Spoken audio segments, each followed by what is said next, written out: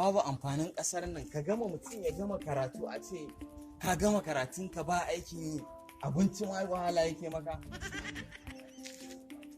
Hawa alaikum malam. Okay, good morning. How are you?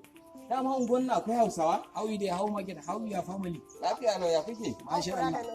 Lafiya lau fura da nono. Lafiya ka zo ka tsaya kai tsayuwa ran yadda ka san kana jiran mai naƙuda ta haihu. Dan Allah taimako nake nema.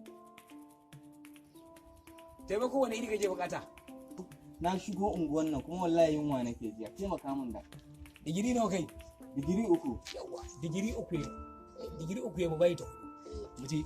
Yawwa, yanzu dai kawo jakan nan da suke hannunka. Taimako fa nace kuma fa. Na ga maka kawo ta ko? Ba za ka bayar ita ba ina kankara mamari.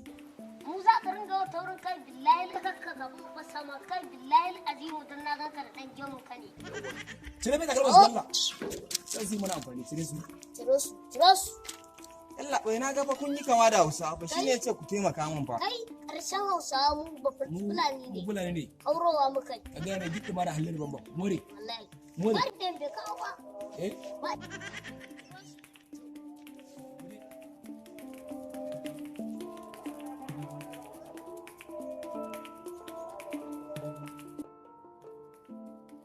Anya ba naɗe sa aka yi kuwa.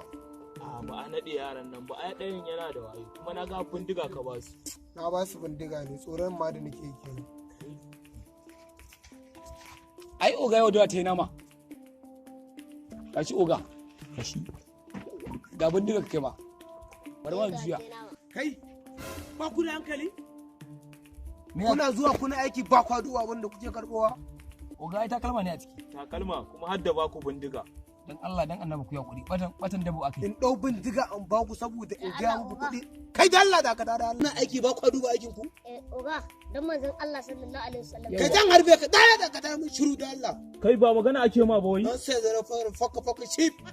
Tunda na gaya muku ba kwa ji kowa ya ci takalmin hannunsa. Oga mu ci takalma. Kowa ya cinye na hannunsa. Wai ba magana ake bindiga. Ina zuwa da Allah oga. Hai!